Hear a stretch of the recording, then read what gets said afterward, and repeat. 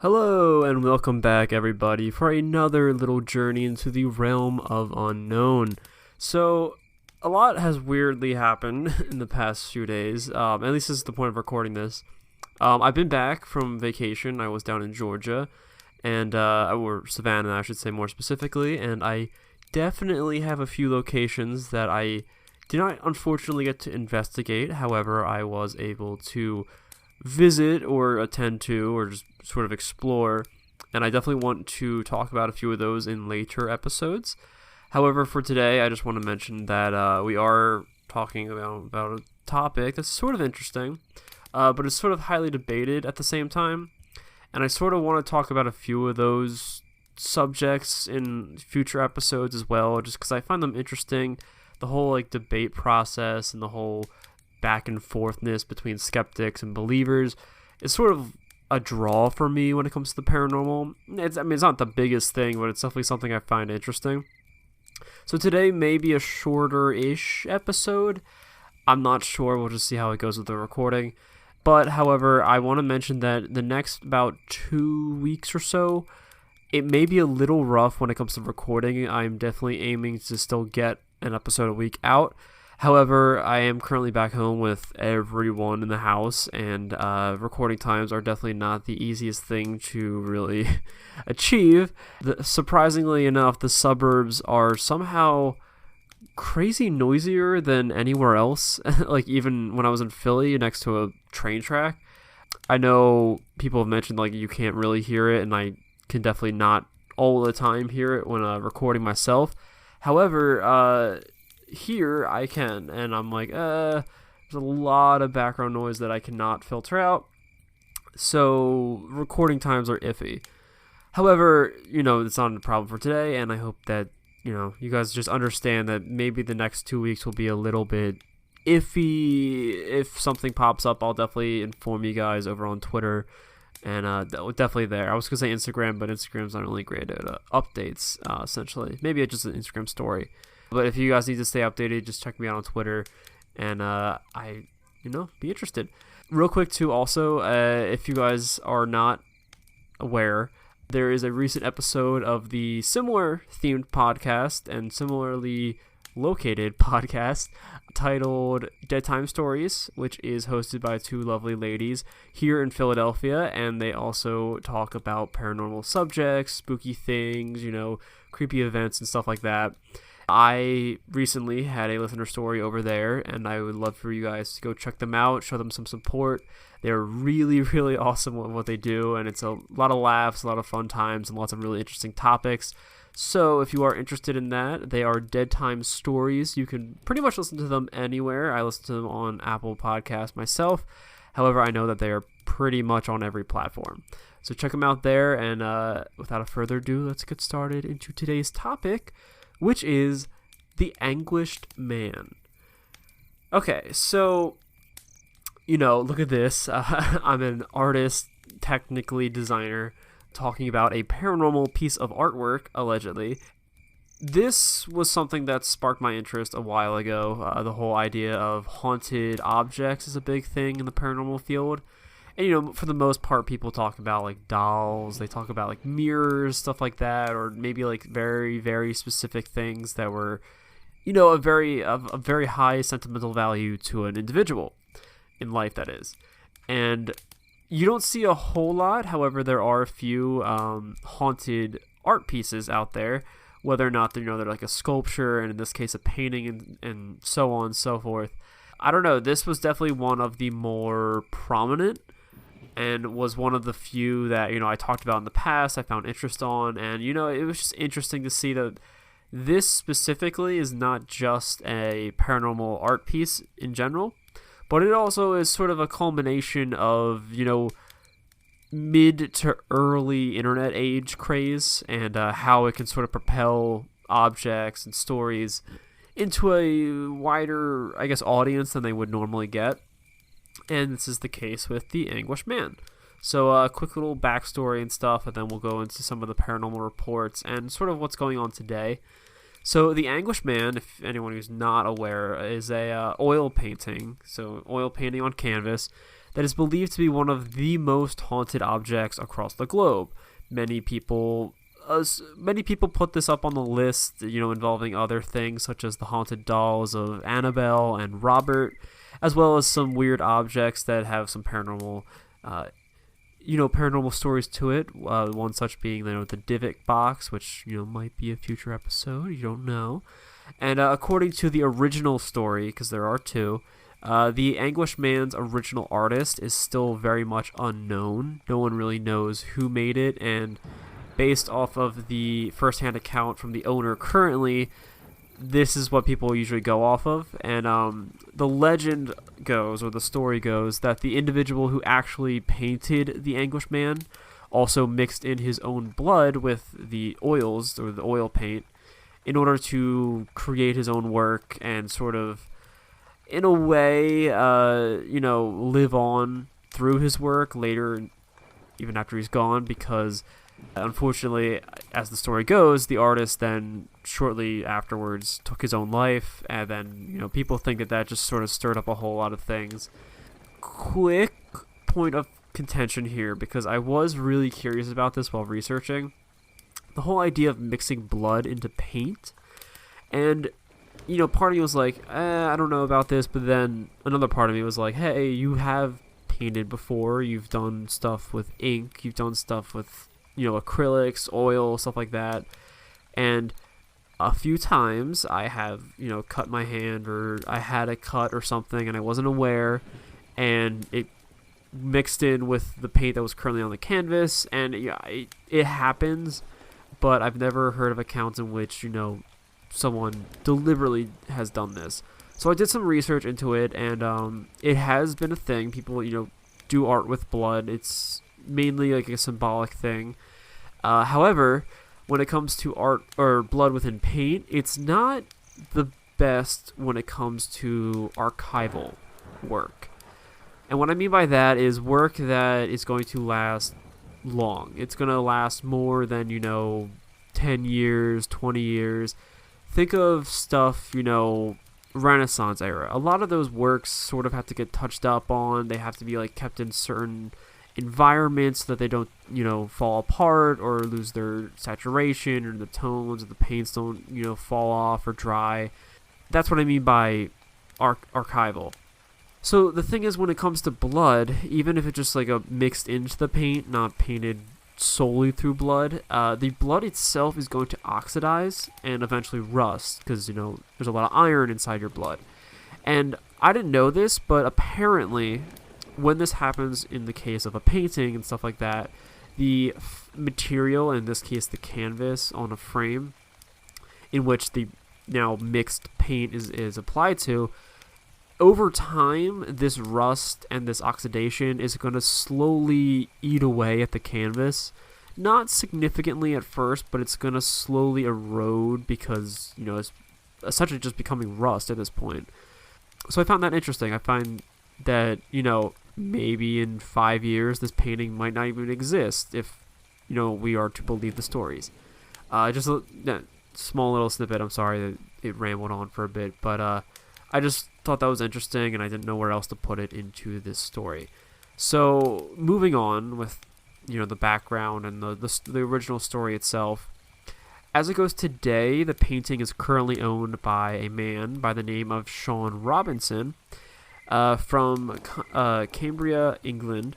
And Robinson himself actually inherited the Anguished Man from his grandmother before him, who warned him that the painting was cursed. And Robertson is quoted as saying in a story to the Your True Tales, I believe it was a blog or a online article based thing. He's quoted as saying, "My grandmother had the painting in her attic for around 25 years. She said it was evil. She told us that she used to see dark figures of a man around the house, and at night she would hear strange noises and crying. She told me that the artist committed suicide shortly after finishing it, and that he had used his own blood mixed in with the oils."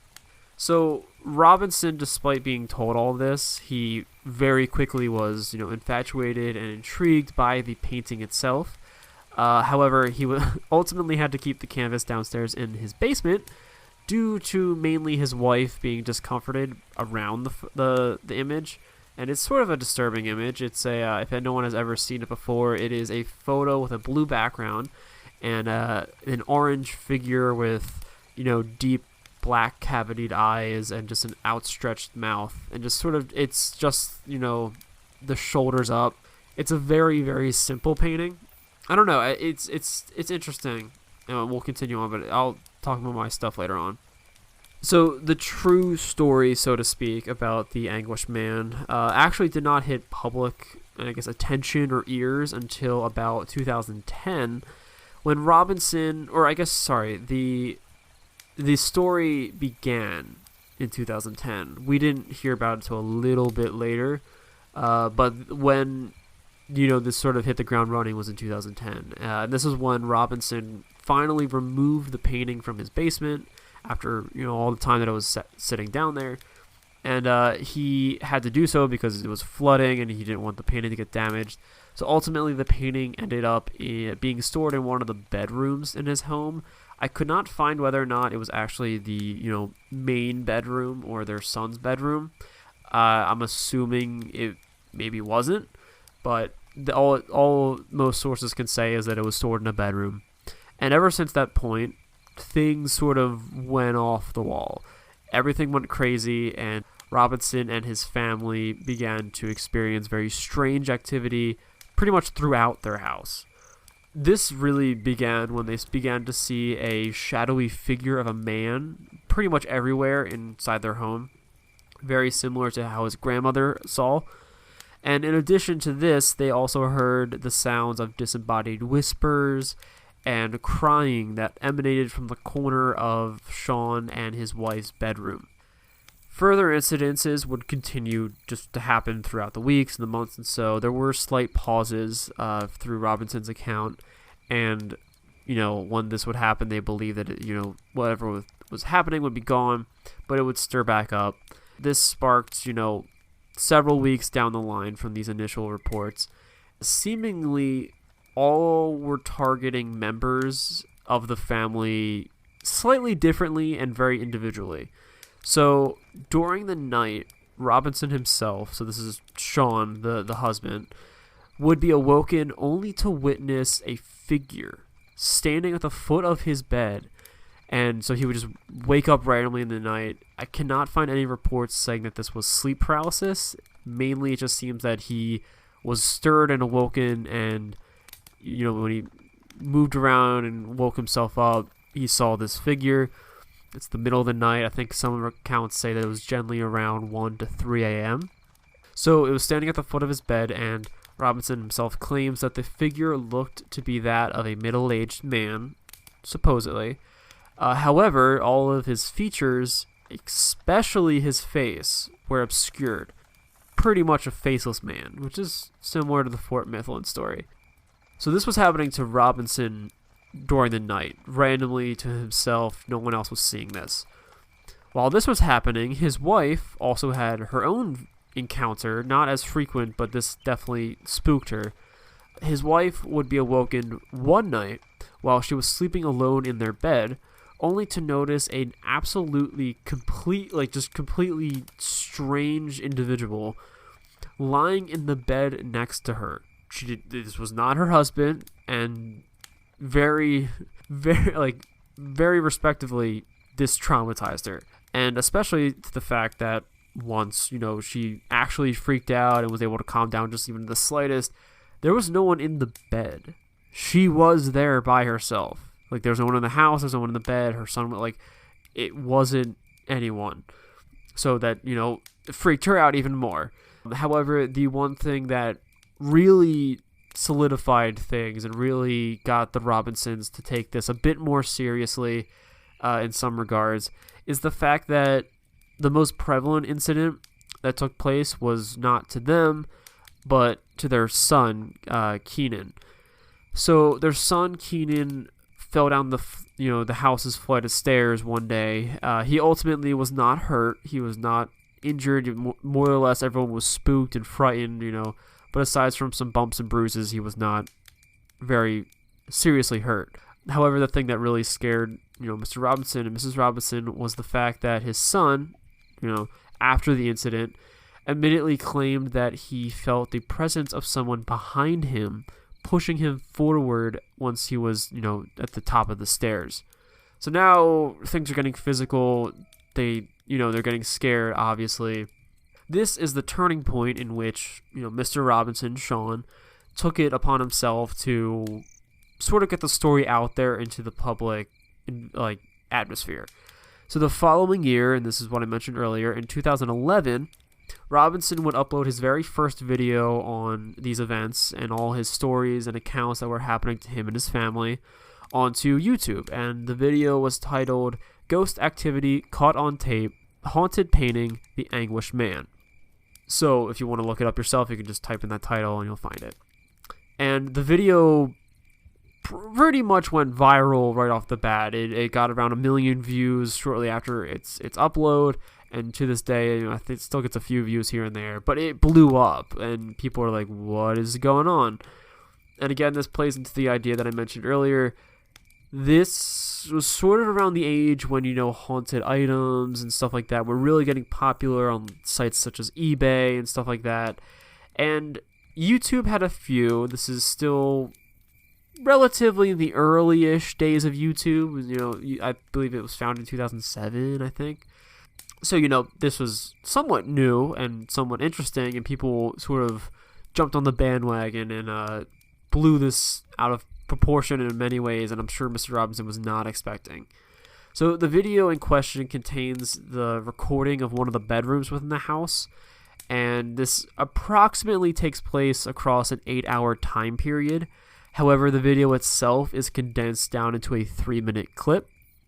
So within the footage, it is noted that before I say this, the Anguished Man photo is sitting and being filmed. So that's being filmed in the room, no one else. Within the footage, it is noted that the door is closing on its own, so the door to the bedroom from the hallway, while the supposedly haunted painting rests pretty much right next to it in the room. In addition to this, a very loud bang can be heard during the video, as well as scraping sounds that can be heard, but there's no distinguishable source to all these sounds. So since this point and the subsequent interest and media attention, I guess in some regards, to the haunted canvas, Robinson continues this channel, this endeavor to document these things in a more public light. And he continued to upload more videos to his YouTube channel across the, many months. And so there were some slight pauses. I believe the very last upload, he doesn't have a lot, but the very last upload was an update pretty much almost 2 years from today at the time of recording on August 7th of 2017. So if you want to check that out, I believe his channel is just called Sean Robinson. But if you look up the Anguish Man, you could probably find it. So he continued to upload his videos to YouTube and so forth, and posting continued about the painting itself. Talking about the history, talking about the alleged captured paranormal activity throughout his house, along with more recordings of just the painting and weird things happening around it. This would include, more disembodied voices, distorted sounds, objects moving within the frame of the video, as well as a mysterious ghostly figure that is seen running past the camera. So during this time, while Robinson continues to record the painting as it rests in the bedroom, most often recording very late at night or being in the early mornings, Robinson kept on capturing, banging sounds, weird, noises throughout the house that cannot be explained. The videos also capture small orbs that are moving in and out of the painting itself. And in one video in specific, the canvas does actually fall forwards from the wall that's leaning on when there's no one about. So with all this attention, all this popularity from the videos, I mean, there's 1 million people at one point viewing it. And it's the internet, it's YouTube. Obviously, on top of all the people who support this type of stuff, there's going to be your skeptics and those who question the authenticity of the video and the story. So 2 years after these updates, so around late 2002 or 2012, sorry, early 2013, Robinson temporarily moved back into his parents' house. So videos sort of stopped. This is like a slightly additional experience that is happening alongside all this stuff. He moved back into his parents' house to, help out and stuff. And ultimately he brought the painting with him because, he's documenting all these things as it's going on. So he stored it in the bedroom once more. And, pretty much right away the noises began to follow. Sounds were being heard throughout the house. And very similar to what happened to his son, his father also allegedly was pushed down the stairs. However, again, not seriously harmed. So this was all happening while all these videos and stuff were going out.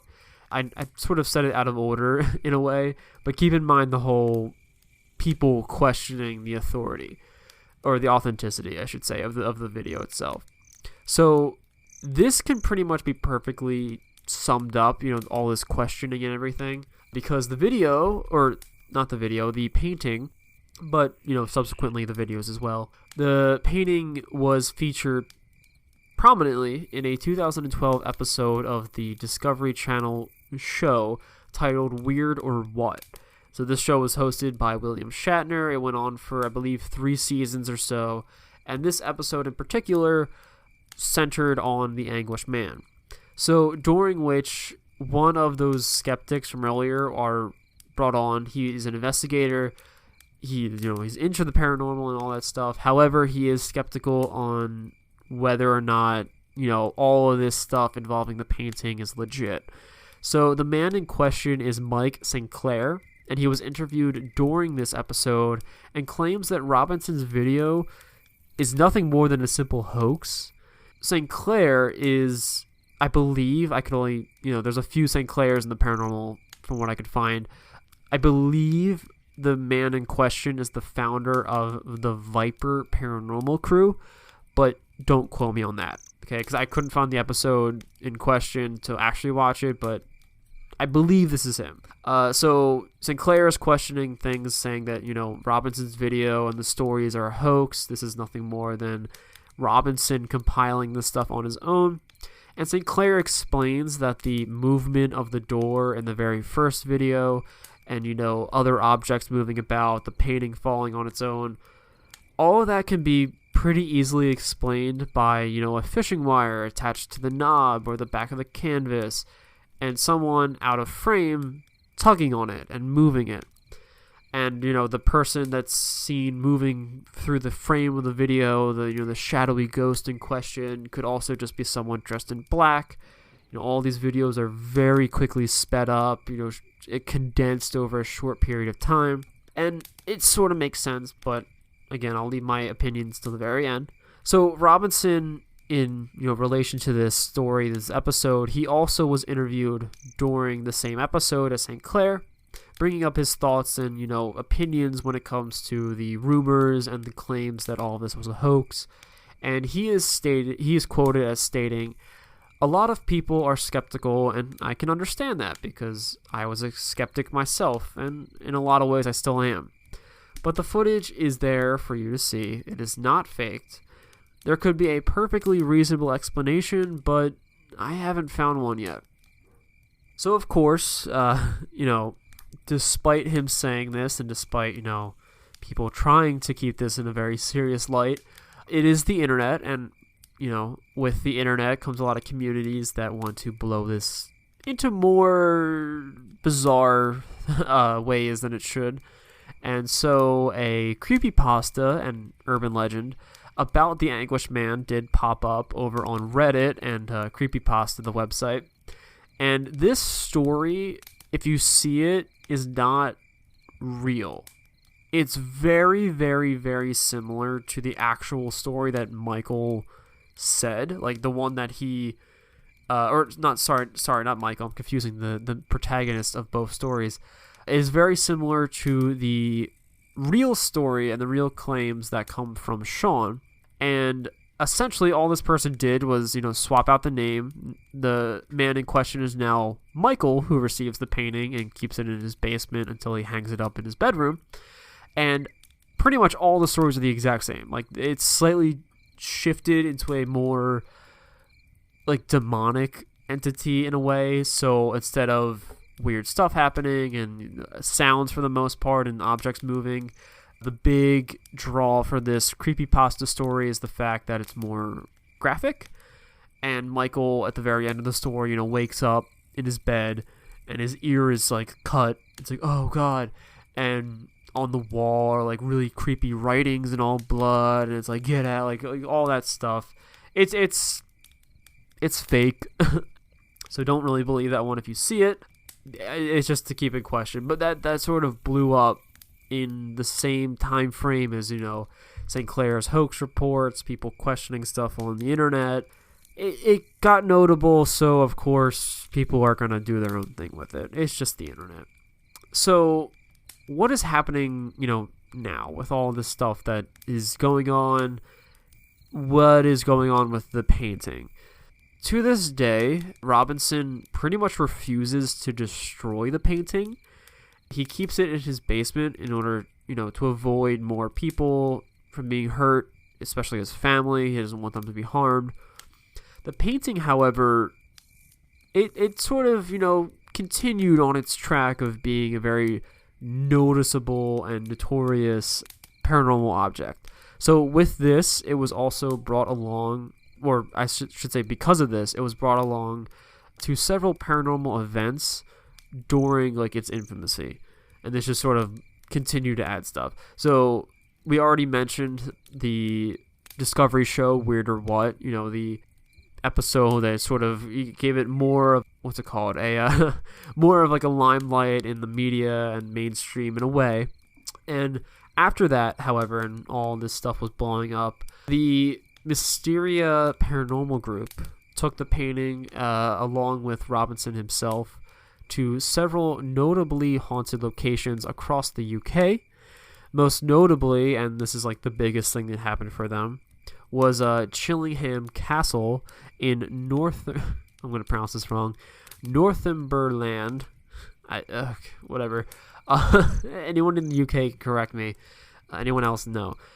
So during this investigation, there was about 20 people or so. They performed a seance, which was, great. Bring a really haunted painting to a really haunted place and just perform a seance. Whatever, to each their own.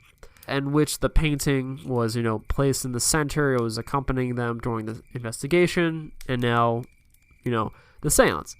With this, during the event, so to speak, a very tall, shadowy figure would materialize itself within the center of the seance group. This happened, like everyone witnessed this, and while this was going on, nearby in the same room, a very large, heavy wooden bench began to shake and bang and move about on its own, and eventually it was like fully just 100% tossed over and like flipped on its side. The group that was there, in attendance, believes that the culprit is that of John Sage. So I'm not going to go into too much history about the castle itself, but this is a very noticeable and a notorious spirit of the castle. I believe he was an owner at some point, but I think one story also has him being like someone who maintained it. So if we do the castle, I will clarify that in future episode. But for now, essentially what the group believes is that this spirit who, the castle is its home, essentially, was extremely angered by the entity that was brought along by the painting. And that entity is still questioned to this day.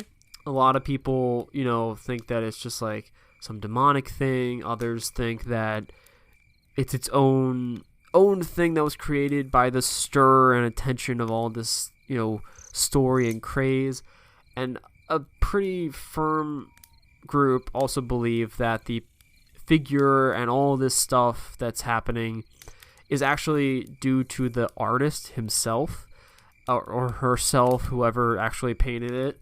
and that, he or she did succeed in living on through their work after they passed. And so people think that energy is mixed in and that it exists with and wherever the painting goes. The painting itself is later on was reported to be on sale over on eBay a few years back. However, Robinson sort of cleared this up and advocated that this was not the case, and that rather the painting is, currently locked away in a very secure location, and he has no intentions of selling it or allowing it to, harm or haunt other innocent individuals. He, however, I can't get a whole lot of details on this, so this will be brief. Sean, however, is currently planning to bring his story to the big screen, and this part is only one source had this, as he's in works with La Brea Pictures, a studio that wants to acquire the film rights for, quote, The Anguished Man.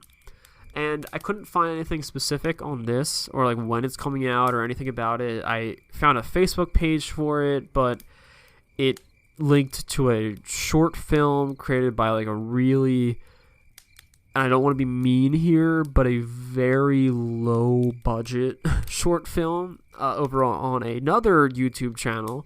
So I don't know what's going on with the film. I don't know if it's going to happen. Some sources say that it's going to be like a Blair Witch-esque style thing. Others say it's going to be, like a thing of how Sean and his family experienced stuff and how they got the painting. It's up in the air. I don't know. I don't think it's going to happen, but if it does, then you heard it here. I don't know.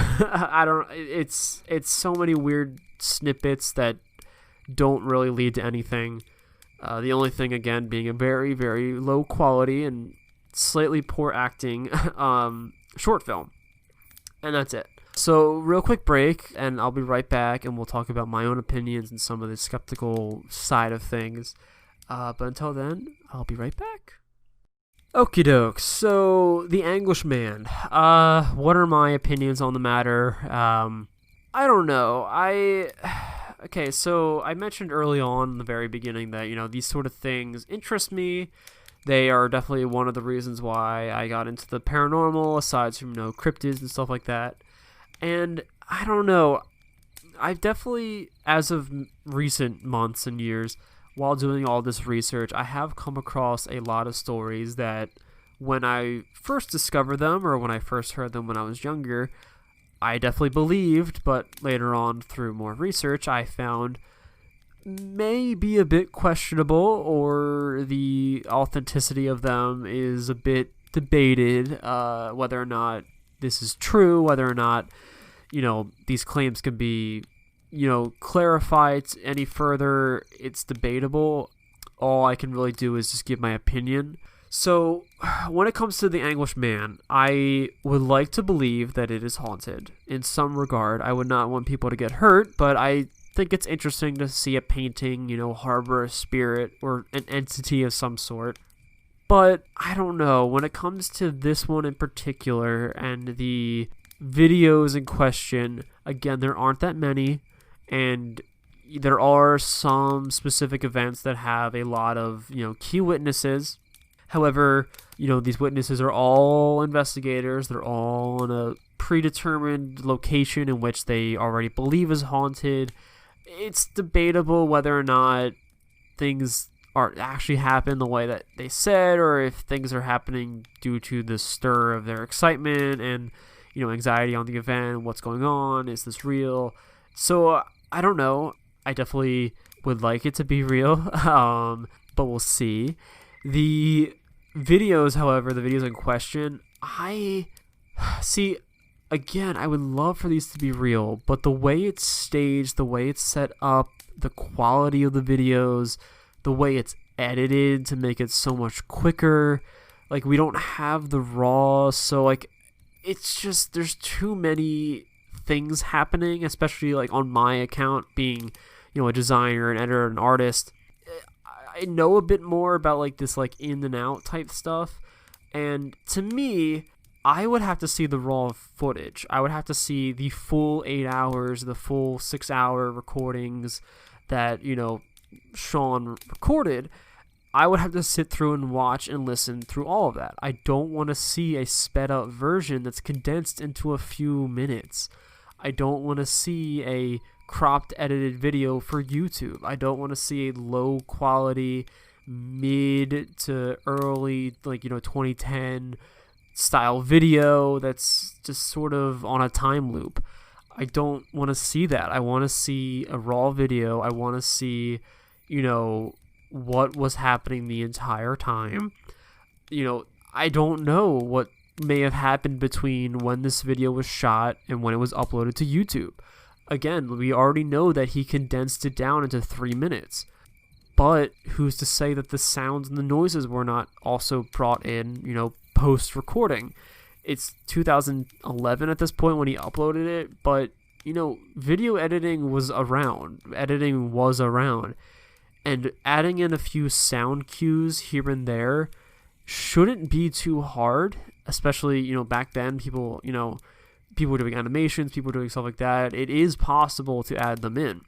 As for the objects moving, the door closing, and the canvas itself falling over, I would have to be there. I'd have to experience it myself. I'd have to know what was going on, and I would have to have some more solid proof than just a video that we have to go off of this guy's credibility, which before this stuff wasn't in the paranormal field, wasn't doing research aside from this story. And the story is vague-ish in a way to the fact that, the events that happened are a little more detailed, but the backstory is very iffy. A lot of people don't know, again, who the artist is. That's not a name that is given to us. We don't know how or where he acquired, all this stuff. We don't know where his grandmother acquired the painting prior, because he says that she had it for 25 years. However, from all the sources that I could find, he doesn't mention where she got it from, or she doesn't mention it to him. So we only have a date going back 25 years from 2010.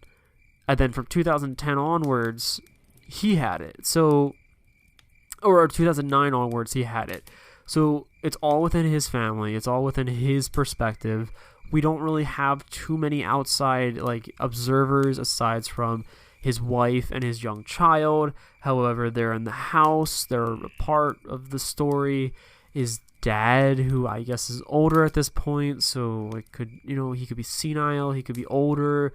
Things happen. I mean, I fall down the stairs still, and I'm 22. So I don't know. It's just, to me, I need more outside perspective onto it. I need more of a third party to look into it.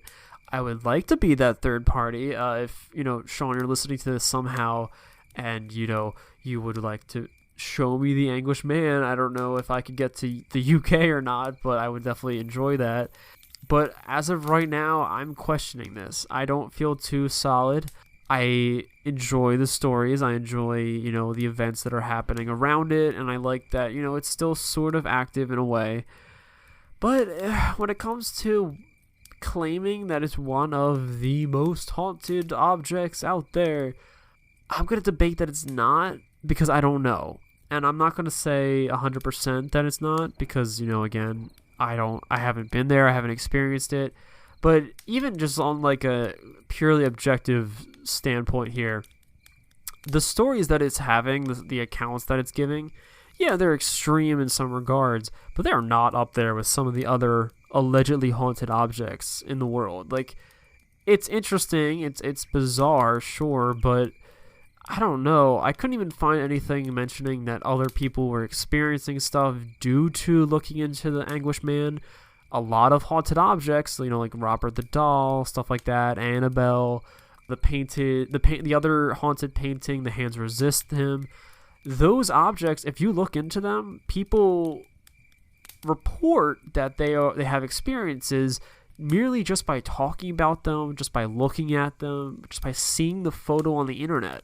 But when it comes to the Anguished Man, I don't really find any of those. I mean, maybe I'm just looking in the wrong places. Maybe people, are sending Sean messages specifically, but I don't see that same level of reach, that same level of influence, and like that power, or I guess spiritual energy, or whatever you want to call it.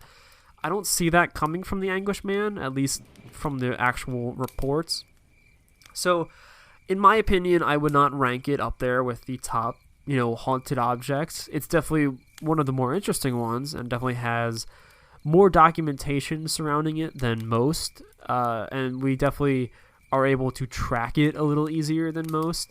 But again, I don't know, when it comes to not knowing who made it, not knowing the origins, not knowing how long people have had it, not knowing how old it is, it's just so many variables that can't be accounted for. And some people even claim that Sean painted this himself.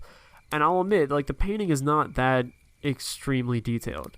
It's not that great. I don't want to say a painting. One of my fine art friends would definitely say that. But it's a simple painting. It's not that hard to do. It's very basic shapes.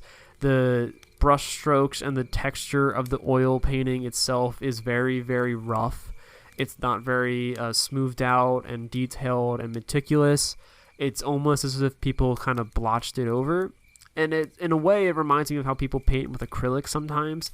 However, they're using oil paints. And I don't know, it's just a lot of factors and a lot of variables that I can't account for. And me personally, I don't know. I don't feel solid in saying that this is the most haunted. I don't feel solid in saying that this is what's happening. Again, I'd have to be there. I'd like to learn more information, though. So if anyone has any reports of their own or have experienced anything, uniquely to them while, listening to this type of stuff or learning about the Anguished Man, definitely let me know. And if you are interested in, looking into this and researching it on your own, you can check out, Anguish Man videos on YouTube. Sean's channel is just Sean Robinson. I don't know if you can find it or not. He has around, 15,000 followers or so. So if that helps, I don't know. And again, the last video that was uploaded was 2 years ago. So I don't know a whole lot of what's going on currently. We'll see if anything, pops up. And if there is something significant, I might do an update video. I don't know. Maybe it would be something, specific to Patreon.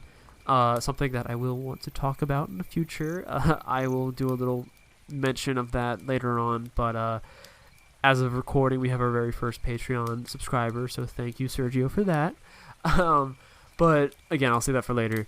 If anything pops up, I'll designate that to being a more Patreon specific update, because if it's not major, it's not worth talking a full episode on. But I hope you guys did enjoy this full episode on the Anguished Man. I do have some other fun haunted objects that I want to talk about in the future.